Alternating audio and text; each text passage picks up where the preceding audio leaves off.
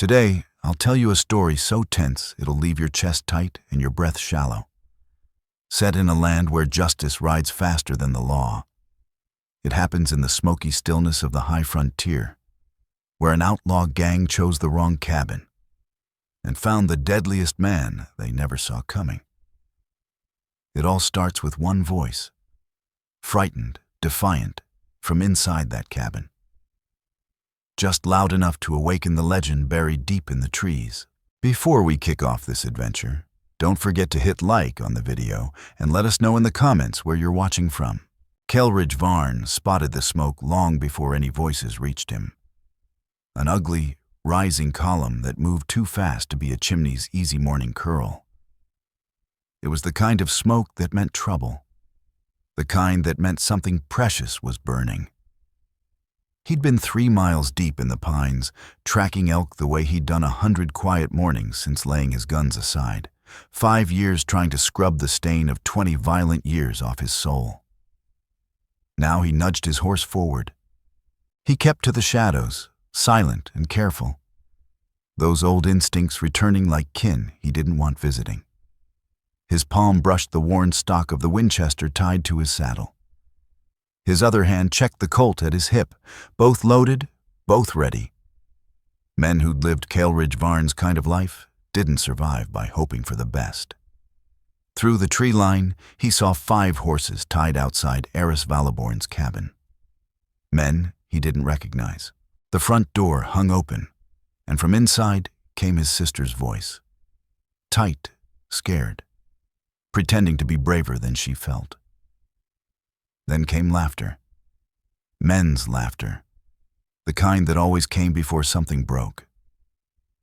Kaelridge swung off his horse 100 yards out, looped the reins over a branch, and moved through the trees like the ghost folks used to call him, back when his name carried enough weight in saloons from Texas to Montana that folks crossed streets to avoid him.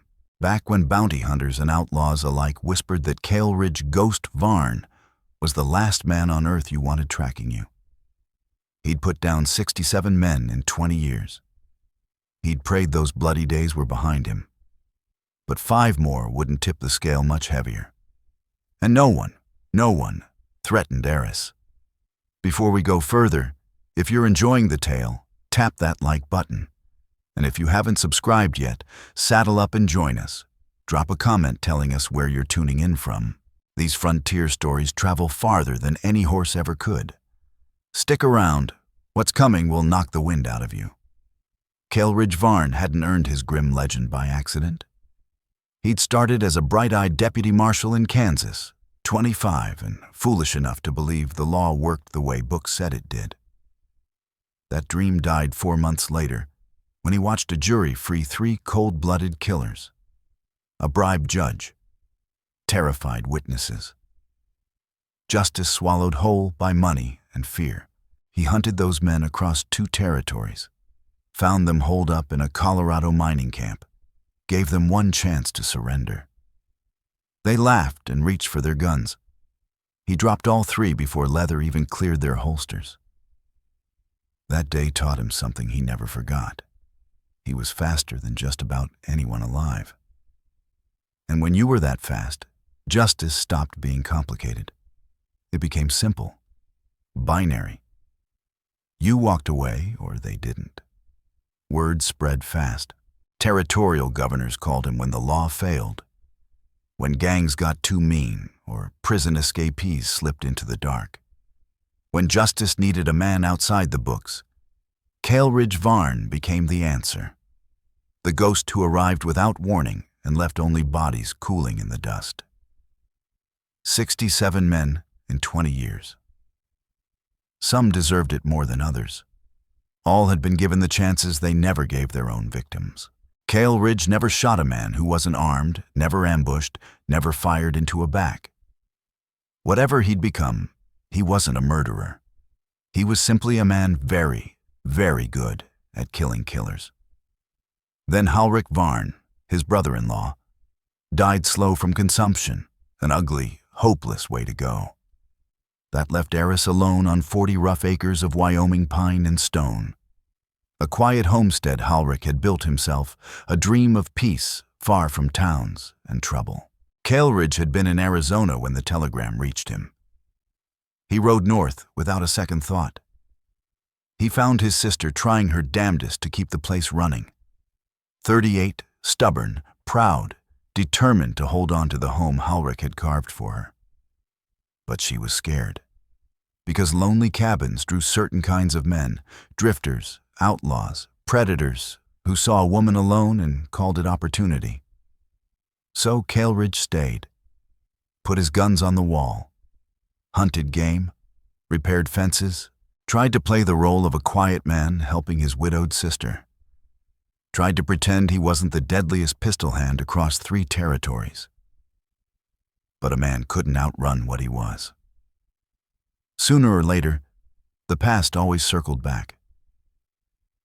Cade had noticed the cabin 2 days earlier while scouting, isolated, a thin trail of smoke, no man in sight, just a woman hanging laundry under the morning sun. Perfect target.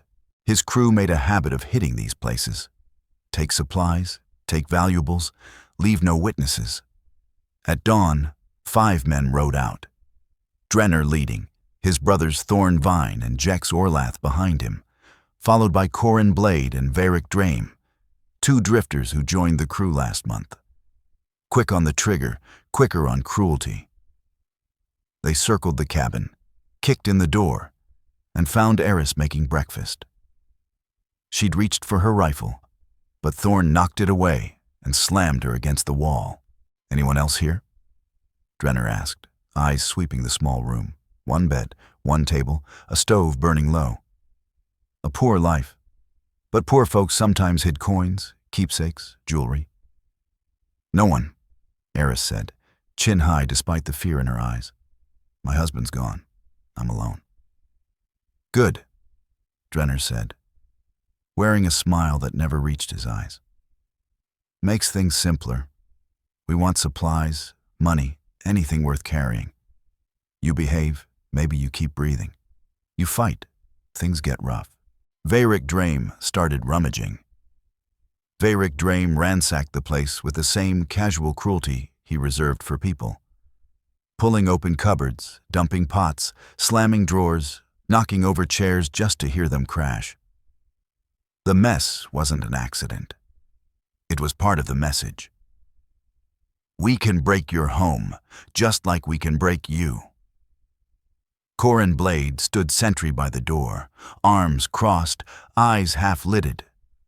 But the grip on his revolver was lazy with overconfidence. Thorn Vine still had his gun locked on Eris Valaborn, steady and indifferent, while Jex Orlath prowled near the window, watching like a wolf on a cold wind. Drenner Cade, though. He watched her. Not just her face, but her fingers, her breath, her eyes darting now and then to the doorway. She was trying to hide it, the shaking, the fear. But he saw through it. That kind of quiet defiance didn't come from a woman alone. "You sure you're by yourself?" he asked, voice low and smooth like poison in warm tea. "You keep looking at that door like someone's about to come crashing through it." "I said I'm alone," she snapped, firmer this time, but the bluff cracked in her eyes. Drenar's smile twisted. "She's lying," he muttered, drawing his pistol and resting the barrel under her chin. "Now, who else is out there? Brother? Farmhand? Lover?" Out beyond the tree line, Kaelridge Varn moved in closer. Quiet as fog, cold as judgment. He'd already counted 5 horses, 5 voices, 5 souls about to gamble with their last seconds. No one outside on watch. Sloppy, cocky. They thought they were wolves in a field with no shepherd. They had no idea the Reaper had already arrived. Kaelridge pressed himself flat against the log wall of the cabin, eyes closed for half a beat as he listened. He knew this setup. He'd seen it too many times. 1 man at the door, 2 ripping the place apart, 1 using Eris as leverage, and the 5th, Drenner Cade, standing too close with a gun in her face. This wasn't just a robbery. The tension in their leader's voice said it might turn into something worse. He could wait. Let them take what they wanted. Let it pass. Keep the blood off his hands. Stay just a man helping his sister. But that cold iron pressed to Eris's chin said no. Kaelridge checked the load. 15 rounds in the Winchester, 6 in the Colt, 21 bullets for 5 men. That was more than enough. Hell, he'd once ended 7 lives with 12 shots. He'd never needed more than precision. He crept to the open door. Corin Blade stood just inside, back turned, jaw loose, talking to the others, oblivious. The gang had grown too used to easy pickings. They thought themselves hunters. But Kelridge Varn wasn't prey. He stepped into the doorway, like a shadow given weight. Not a creak, not a whisper. The Winchester came up smooth and steady, and its barrel pressed gently against the base of Corin's skull. "Don't move," Kaelridge said. Voice dry as desert stone, as old as the bones buried beneath it. "Don't speak. Don't breathe too loud. You got 5 seconds to consider if you want to die right here." Time froze. 4 heads turned at once. Eyes went wide. And Dren Arcade, gun still under Eris's jaw, went ghost pale. "Ghost," he breathed. Not a question, a reckoning. "Didn't know," Drenar stammered. "Didn't know she was yours. You thought wrong," Kaelridge cut in, sweeping the room with eyes like flint. He clocked every angle, who stood closest to iron, who might flinch, who'd reach, who'd fold. The kind of read only a man with blood in his past and calculation in his marrow could make. "You got 2 ways out of this," he said, voice flat as gunmetal. "Walk out now, ride off, don't look back, or stay and die. That's it. That's the math." Drenner didn't lower his gun. 5 against 1. That math don't favor you. "I've killed 7 men in less time than this conversation's taken," Kaelridge replied. "I've survived more fights than the lot of you combined. So the question ain't if I die. It's who I take with me." First, Varric Drame edged his boot toward the rifle leaned against the wall. "Move again," Kaelridge warned, not even glancing, "and your mom'll have to weep over empty arms." Varric froze. Drenner studied Kaelridge's face, really looked. And in that instant, he saw it wasn't a bluff. Wasn't a legend. Wasn't bravado. It was just truth. Cold and clear. The kind of truth that had stacked up 67 graves already. "We could rush you," Drenner said, last bluff rising in a dry throat. "You can't drop all of us." "Maybe not," Kaelridge replied. "But I'll put one between your eyes before your finger moves. That pistol you're holding? I've already measured the distance, the timing, and where your brain ends." Drenner's hand twitched. Just a flicker. But Kaelridge saw it. That was the moment confidence cracked, when reputation stopped being a story and turned into a noose. "Choose," Kaelridge said softly. "Die or leave." But Corin Blade made the choice for them. He tried to spin, break left, fast and low, like he'd done a dozen times before. A move that might have worked, against someone slower. Kaelridge's finger didn't hesitate. Boom! The Winchester roared, and Corin's head snapped forward. Bone, blood, and brain splattered across the log wall. His body dropped like a sack of meat, dead before he hit the floor. The lever action worked before anyone could breathe. Clack, clack, fresh round chambered. Chaos exploded. Thorn Vine raised his gun. Too slow. The second shot hit him dead center in the chest. He crashed through the table, blood blooming in wide arcs. Varric Drame lunged for his rifle, got a hand on it. then screamed as Kaelridge's third bullet tore through his shoulder, spun him sideways, gun skidding across the floor. Jex Orlath, the only one who cleared leather, got damn close. Closer than anyone had in years. Didn't matter. Kaelridge's fourth shot caught him clean through the throat. Jex crumpled like a scarecrow in a thunderstorm, twitching once before going still. 4 shots, 3 dead, 1 broken and bleeding, all in 5 seconds. Kaelridge turned the rifle back toward Drenner Cade, the last man standing. The leader? The smart one. Still holding Eris hostage, using her like a human shield, his pistol still under her chin. Kaelridge's finger hovered, waiting. "Let her go," he said, cold and even. There was no clean angle. Kaelridge had the leader's head in his sights, but Eris Valaborn blocked any shot that wouldn't risk killing her outright. The math twisted on itself, danger shifting second by second. "It's finished," Kaelridge said, voice low, steady. "Your men are dead or leaking out on the floor. You can't win this." "I can kill her before you kill me," Drenner Cade replied, calm in a way only the desperate or the damned managed. "That what you want? Your sister dead on her own kitchen floor?" "No," Kaelridge admitted, jaw tightening. "But you'll still die. Question is whether you drag her down with you." Drenner's finger curled tighter around the trigger. Behind them, Varric Draham whimpered, clutching his shredded shoulder. Blood soaked the boards beneath him, still alive, but only barely.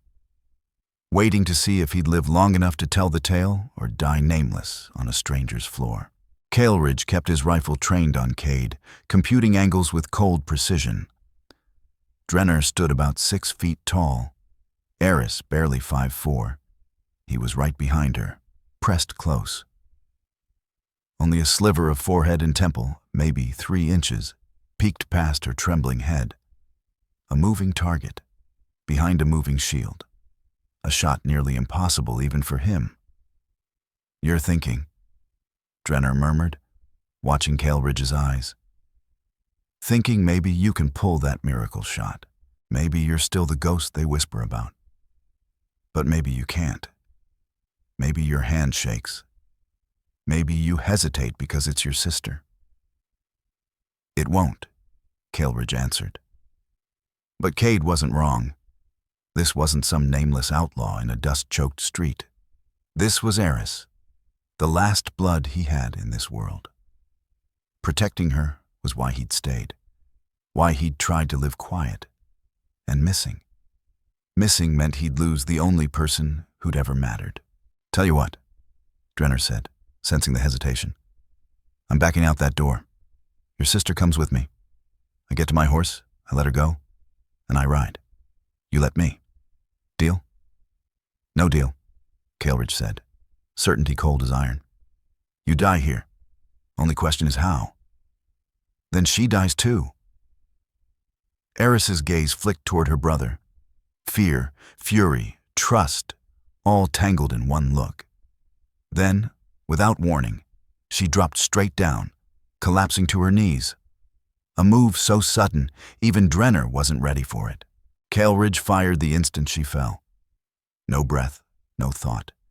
Just 20 years of survival, muscle memory and belief in his own impossible precision. Bang.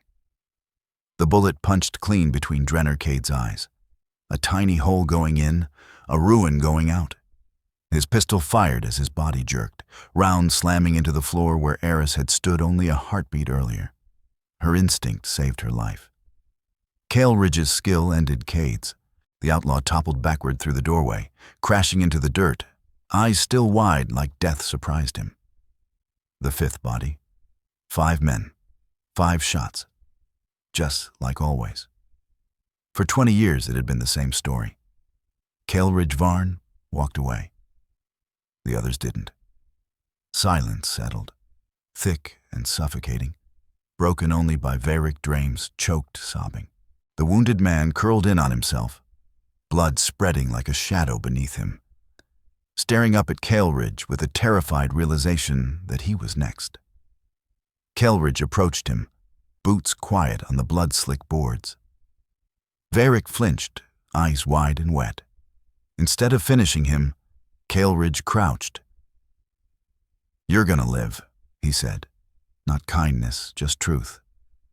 "Shoulder shot. Hurts like hell, but it won't kill you."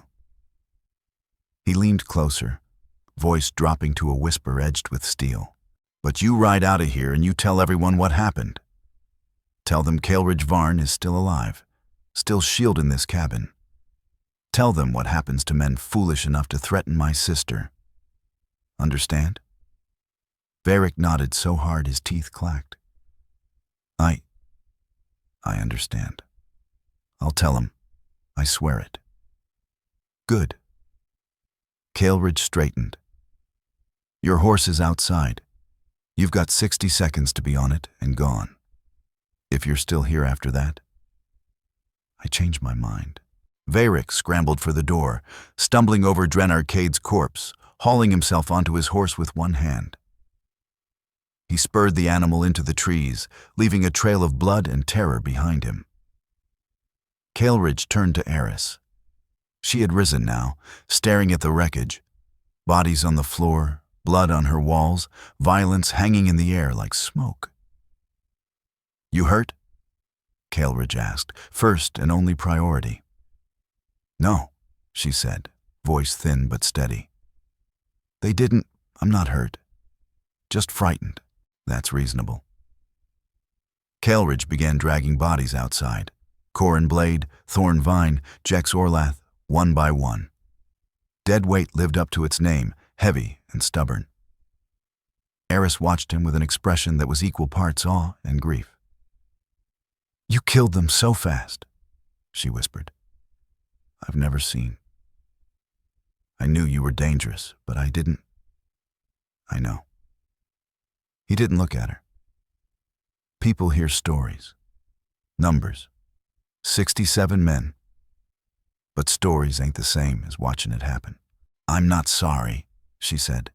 "You saved my life. They were going to." She couldn't finish. She didn't need to. They both knew exactly what the gang had planned. Kaelridge lined the bodies in the dirt. 4 dead men who'd woken expecting easy plunder and maybe cruel sport. Instead, they'd found the wrong cabin. "What do we do with them?" Eris asked. "Bury 'em," Kelridge said. "Deep enough the animals don't drag 'em back up. Far enough from the cabin you don't smell 'em." He studied the corpses. "Then we take their horses to town. Report to Sheriff Bramlock Vare. Dren Arcade had a bounty, $200. We'll collect." "You're going to claim bounty on men you killed protecting me?" "Money's money," he said simply. "They'd have taken ours if the situation was reversed. And the sheriff will want names, details. Better he hears it from us than finds 4 unmarked graves and comes asking questions." Eris nodded. Frontier practicality settling in. The rest of the day belonged to labor. 4 graves, 6 feet deep. Rocky soil that fought every shovel stroke. Kelridge did most of the digging. Eris cleaned the cabin, scrubbing blood from boards and walls, trying to erase the day even though it would live forever in memory. At sunset, the Turner gang, what remained of it, lay buried without markers or prayers. Just dirt over violence in a land full of it. Kaelridge washed in the water barrel until the stains faded. Eris brought him hot coffee, and they sat on the porch, watching the sun turn the mountains gold. "How many now?" she asked softly. "How many men have you killed?" 71, Kaelridge said. He'd always kept count, a habit that had started as necessity, then duty, then burden. Today makes 71. Does it get easier? No. He shook his head. Just gets familiar. That's different. He stared into the distant dusk. First man I killed, I threw up after. Shook for an hour. Couldn't sleep for days. 10th man, I barely noticed. By the 20th, he exhaled. It was just another task. He sipped his coffee, but it never gets easier. Only becomes routine, and routine's its own kind of horror. You did it to save me, Eris whispered. Kelridge looked at the horizon, at the dying light. I did it, he said, because they gave me no choice. Same as always. That same old justification still echoed in Kaelridge Varn's head. Self-defense, protecting the innocent, standing in between evil and those it would consume. It was all true. Every last reason held weight. Still, none of it erased the fact that 71 bodies now lay behind him. Eris Valaborn didn't speak for a long moment, just watched him with tired, grateful eyes. Then she said, I'm glad you were here, that you stayed. She knew he'd once thought about leaving, about riding away to some nowhere town where no one whispered the name Ghost. She knew he wanted peace, but he'd stayed, and it had saved her life. I stayed, Kelridge replied quietly, because your blood. And after 2 decades of killing strangers, I needed something to fight for. Something worth it. You reminded me that violence should guard what matters, not just feed the legend. That night, Eris slept fitfully. Kelridge sat on the porch as he always did after the killing. Couldn't sleep. Never could. Not on nights like this.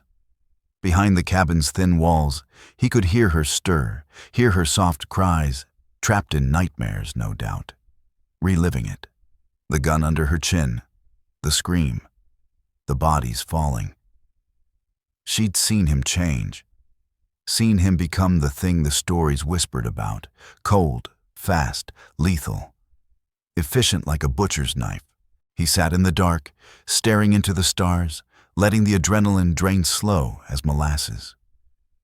And when it left, the thoughts came flooding in. Could he have let them take what they wanted? Let them ride off and avoided bloodshed? No. He knew Drenarcade's name, knew what that bastard had done. The trail of bodies he left behind. Women like Eris didn't survive meetings with men like that. Still, 71 dead. How many more before it ended? Before Kaelridge Varn finally got to rest? Before the ghost they whispered about became just another dead man in the dirt? The moon hung high, bright and brutal, casting silver light across the clearing. The freshly turned earth of 4 graves still raw in the landscape. They'd had families, maybe. Mothers who'd weep, kids who'd ask why, wives who'd wear black. Kelridge tried not to think about them, tried to keep them as targets, threats, numbers. Easier that way, cleaner. Just men who made the wrong choices, like him. He'd chosen this life, picked up guns and got real good at putting men down. Said it was for justice, said it was for peace. And maybe it was. Or maybe it was just because being Ghost Brennan meant something, meant power, respect, fear, a brutal kind of freedom. Nobody questioned you. Nobody touched what was yours. Until a day came when all that myth and grit was boiled down to protecting one scared woman in a lonesome cabin from 5 devils who thought they were wolves. And Kelridge wondered, had he ever really escaped the war? Or just started fighting for the other side? Morning broke cold and clean. Kaelridge was up before the sun, brewing coffee, clearing ash from the stove. Eris came out wrapped in a shawl, pale and hollow-eyed. She looked like someone who'd aged 5 years overnight. For 2 years she'd lived in a kind of peace after Kaelridge Varn's death. A quiet life, predictable, safe. Until yesterday reminded her what the frontier really was. danger painted in dust and silence. "I want to leave," she said. No soft start, no hesitation. "I can't stay here. Every shadow's gonna feel like another gang coming. Every creak in the floor will be gunfire." Kaelridge nodded. He'd expected this. "Where would you go?" "Town, maybe. Rent a room. Find work. Somewhere with people. Where I don't have to wait hours for help that might never come." She turned and looked at the cabin. The home Halric had built with his own hands. The dream they'd shared. "I love this place," she whispered, "but I can't stay here, waiting for the next Drenarcade to knock." "Town's got its own dangers," Kaelridge said. "But they're dangers I can see coming," she replied, "and people nearby to help." Then she met his eyes. "Will you come with me? Or do you need to go?" "I'll come," Kaelridge said. Didn't wait for the rest. He heard the real question anyway. Would he vanish again? Slip back into the wind? Go hunt Varric Drame and finish the witness? Become the legend again? "No," he said. "I'm done with being Ghost. Just got one thing left to do." He nodded toward the 4 horses still tied out back, gear strapped to saddles, blood on the leather. "We ride to town. Tell the sheriff. Collect the bounties if they're real. Close it out right. Then we find a place where you can heal, and I can try to be someone other than him." She stepped forward and hugged him. First time in a year. He held her back, awkward at first, conscious that hands built to kill weren't meant for comfort. But he tried anyway, because she was all he had left. And family was the only thing ever worth fighting for. 2 days later, they rode for Hollowgate. Took 6 hours with the extra horses weighed down by stolen rifles, gear, and evidence of a gang's end. The sheriff would need it. Proof. Closure. Hollowgate was a frontier town of 200 souls. One dusty street, saloon, general store, church, sheriff's office. Life worn thin by hardship. People hardened like leather in the sun. As they walked through, the quiet followed them. Eyes watched. Word spread fast in places like this. Inside the office, Sheriff Bramlock Vare looked up, 60 maybe. Gray beard, steel eyes. His gaze locked on Kaelridge, assessed, measured, knew. "You're Varn," he said. Not a question, a statement of fact. Ghost Varn. "I was," Kaelridge replied. "Still am sometimes. This was one of those times." "What happened?" Eris told him. The raid, the cabin, the gun to her head. 4 dead. 1 wounded and gone. No theatrics, just the facts. As brutal and plain as the world they lived in. Bramlock nodded. Drenarcade had a bounty. 200. His brothers, Thorn and Jex, 50 apiece. Corin Blade had 20. Varric Drame was wanted for horse theft. 30. That's 350 total. You want it? "We'll take it," Kaelridge said. "And we need supplies. Ammo, food. We're leaving the homestead." "Smart," Bramlock said. "Places that quiet attract the wrong kind of men." The sheriff started writing, ink scratching paper. Report for the books. Official. Names, dates, death tallies. Justice. Frontier style. "You plan to stay in Hollowgate long?" "For a while," Kelridge answered. "She needs time, a place that feels safe." "She's got it now," Bramlock said. "Ain't many safer in this territory than you." Kelridge didn't smile, just nodded. Because anyone dumb enough to test that truth would find out exactly why they called him Ghost. They rented a small place on the edge of town. 2 rooms, clean, close enough to hear laughter from the saloon, but far enough for Kaelridge to pace through the night when the killing came back in dreams. Eris got work at the general store. Sorrel Wynn, the owner, liked her right away. Honest, steady, quiet. The kind of person a town could build itself around. Kaelridge did what he could. Fixed things. Repaired what was broken. Never stayed in one place too long. Quiet hands doing quiet work. Church roof, broken fences, shoes for horses. No commitments, no attention. But attention came anyway. Because Ghost Varn walked among them. They whispered when he passed. Pointed when he wasn't looking. Stories grew with every telling. Some said he'd killed 100 men. Others 200. Some swore he'd gunned down entire gangs alone. Said he was unkillable. Said he was unstoppable. More legend than flesh, Kaelridge Varn despised the myth that clung to him like dust. He hated being a spectacle. Hated the look in folks' eyes when recognition struck, when fear crept in like a cold wind. He hated that parents used his name to scare their children into behaving. All he ever wanted was to live quiet, to vanish into the ordinary. But a name like his was an anchor, dragging behind, heavy and unshakable. One evening in the corner of Hollowgate Saloon, a brash young drunk staggered up to him.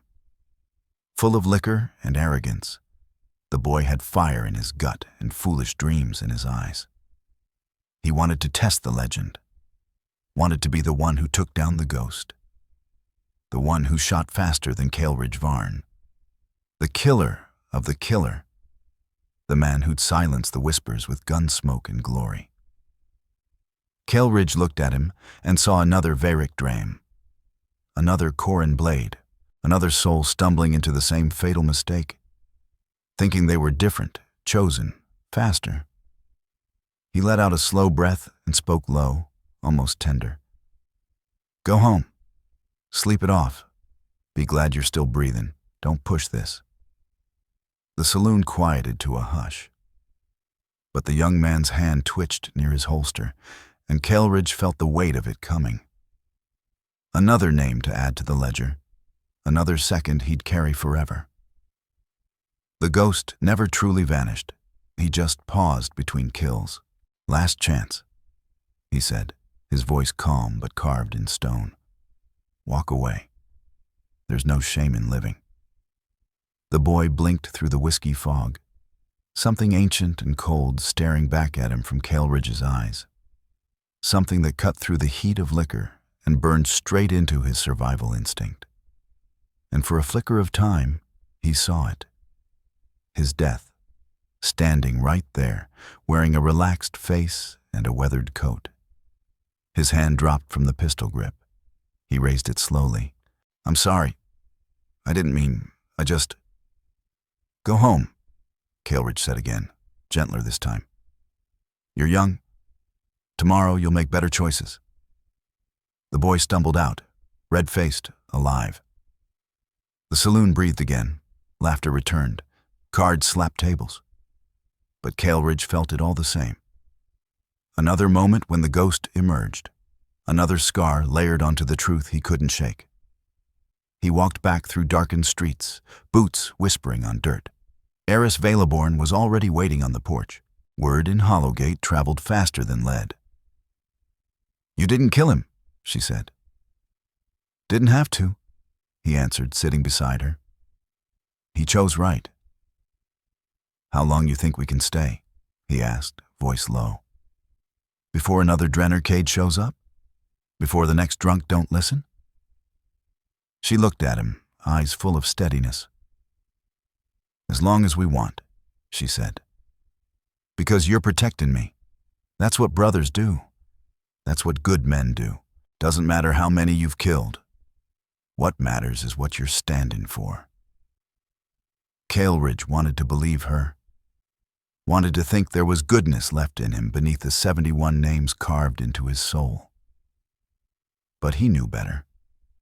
Men like him didn't get peace. They got intermissions.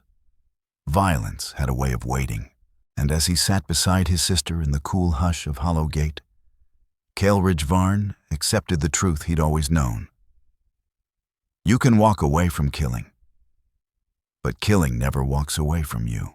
Finally, let me send my deep thanks to you. Thank you for giving your time to this story. Some journeys shape us, and we hope this one left a mark on your heart. There are more paths ahead, more legends of love, hardship, and redemption beneath the western sky. Please subscribe, leave your thoughts, and travel with us once again. Thank you, and God bless. Aviso legal. Disclaimer. The stories presented here are creative expressions and may mix historical inspiration with dramatized scenes. AI tools contribute to some elements of voice, imagery, and structure, but every published story is refined by editors and creators to ensure authentic emotional impact. We honor YouTube's policies and do not generate deceptive likenesses or artificial depictions of real people. All audiovisual components are legally licensed. Any use, redistribution, or alteration of this content must be granted through written consent. Your presence here means a lot. Thank you for supporting artistic storytelling.